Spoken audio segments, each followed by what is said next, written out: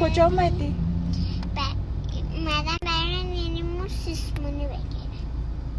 نینی داریم مگه ماما؟ آره. برو بابا حرف در میارن.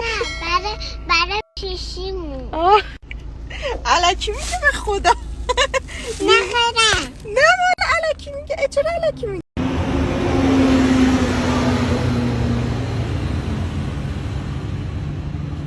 گندم داره خرابکاری میکنه. هی این ور اون ورش رو نگاه میکنه کسی نگاش نکنه. گندم کجا رفته؟ گندم نگاه کن چه کارایی میکنه. گندم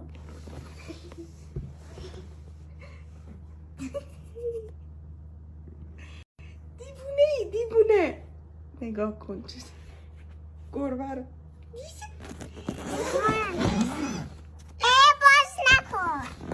اینجا سلام. خونه من بود. خونه من بودی. اون عکس خودته مامان تو شکم من بودی.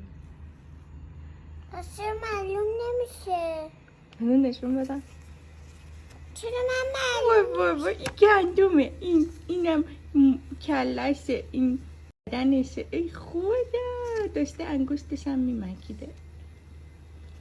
میبینی این خودتی تو شکمم. پس چرا تاریکه؟ چرا تاریکه؟